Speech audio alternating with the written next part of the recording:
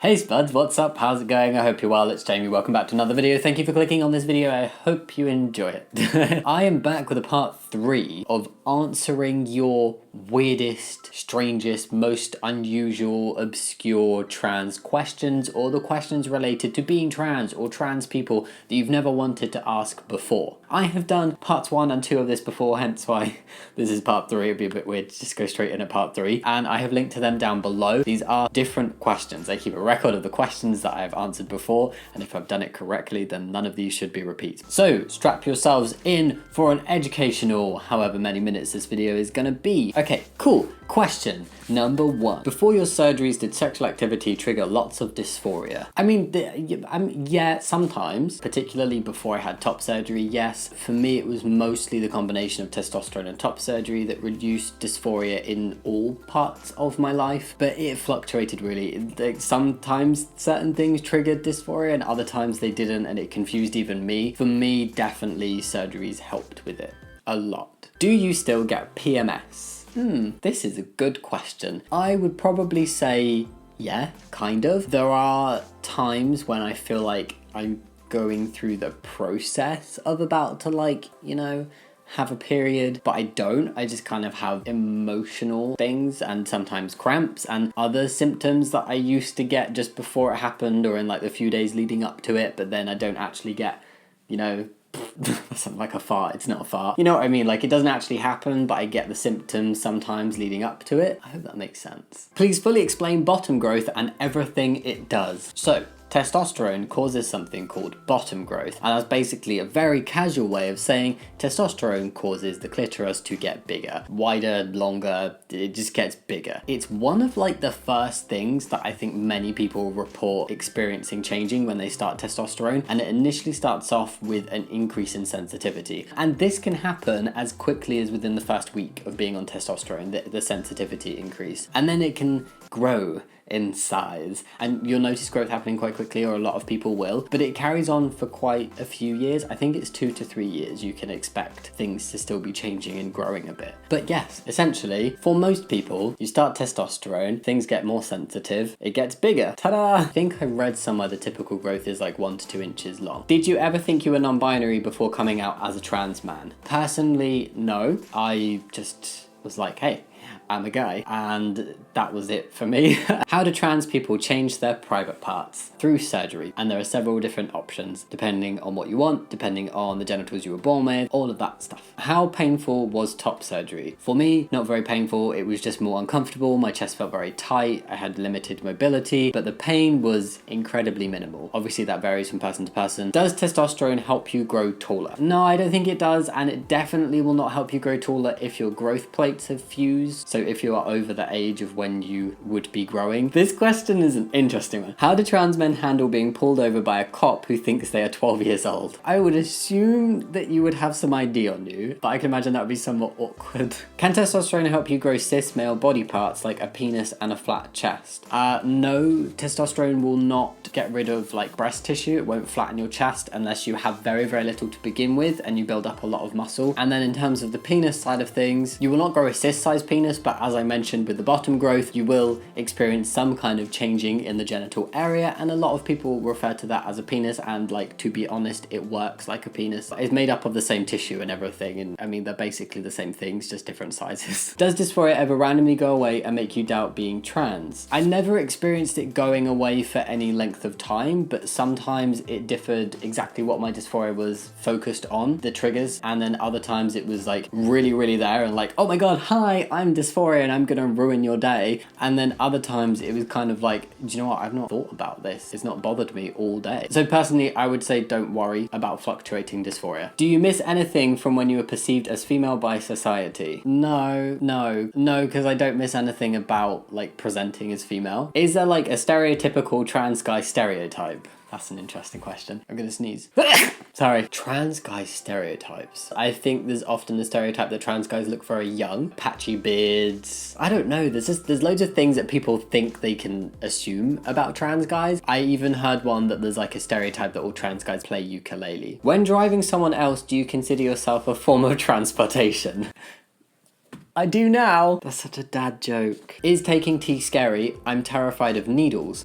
You do not have to have testosterone injected. You can take testosterone in cream, gel, or patch form, none of which involve needles, except you will need to get blood tests done, and but it's very infrequent compared to if you were taking testosterone shots. How do you deal with transphobes? Realize that for every transphobic person, there'll be many more nice people and accepting people, and you just need to find them. I always think that unhappy people want to make people unhappy, so I really try not to pay any serious mind to people being transphobic, because I'm like, there's clearly a reason going on here. I think a lot of it comes from ignorance and fear. I just think keep living your life, surround yourself with people who are not transphobic as best you can, whether that's online, in real life, even if you've just got one friend, like any support you've got. Does surgery lead to any sensation loss, either upper or lower surgery? Yeah, I think any kind of surgery will lead to some form of sensation loss, because like things are getting, you know. For top surgery, I have like full sensation in terms of area, but the sensation on my nipples is duller than it was before. In terms of lower surgery, for me, there's been incredibly minimal sensation changes. Like some bits are a bit duller, but I have heard with phalloplasty, which is where they use a graft to create an average size penis, there is more risk of sensation loss. But I've not heard of anybody having like complete sensation loss. Any awkward binder experiences? Nothing like specific and nothing awkward, like just things that are a bit meh looking back on. Like I was biking one day and I was struggling to breathe a bit because of my binder, so I had to stop, and I had put Velcro in it, so I had to like literally sit on the side of the road and undo it, and that felt a bit awkward. But I tried to avoid awkward binder situations by putting the Velcro in, because most awkward situations with a binder is like taking it on and off, particularly if you come out of the shower and you're still like a bit warm and clammy and you try and put a binder on.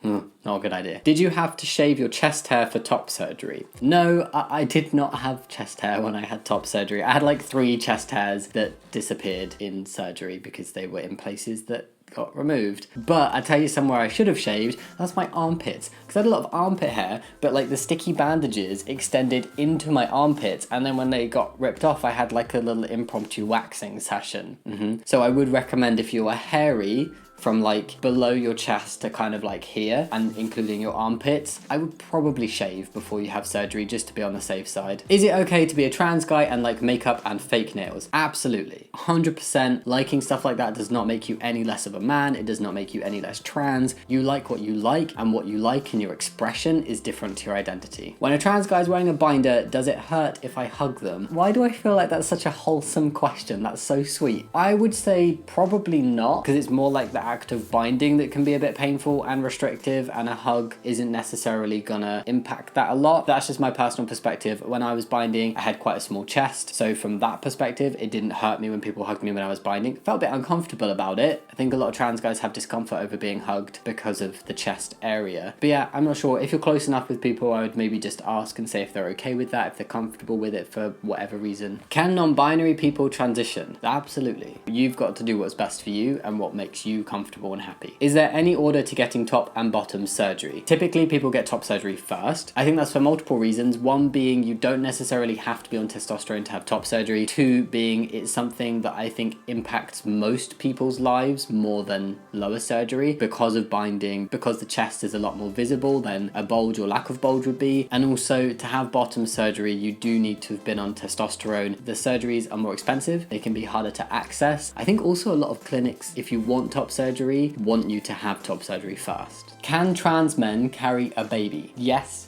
Trans men can carry babies even after being on testosterone, even after having top surgery. Like, testosterone is not a contraceptive. You can get pregnant whilst on testosterone. Is being trans always on your mind? No, actually, to be honest, like, it's only really on my mind nowadays when I make videos about it. I think from an outside perspective, if you watch my videos or you follow me online, it would seem like it's probably something I think about all the time, but that's just because it's kind of what I share online and it's what my channel is about. But no, it's like, it's not on my mind. I forget, my partner forgets, my parents forget. And final question, can you sing/talk with your old voice once it's dropped on T? I can't personally. No, I can't make my voice go high. Like, it dropped, and then I realized that whenever I tried to go high, it either had to happen spontaneously without me realizing, or it comes out as like a singing. I'm not sure. I am not a singer, but from what I've heard, a lot of people, the range goes deeper. with singing, and you can't reach some of the higher notes you could before. So just imagine everything getting a bit deeper, and those higher notes, either speaking or singing, get harder / impossible depending on the person. Those are all the questions. Thank you so much for watching part 3. I hope this was useful and you could learn even more compared to part 1 and 2. So leave your comments down below, give this video a thumbs up and subscribe if you liked it, but no pressure. And as always, thank you so much for watching. I'll see you next time. Much love. Bye. Forgot to wave.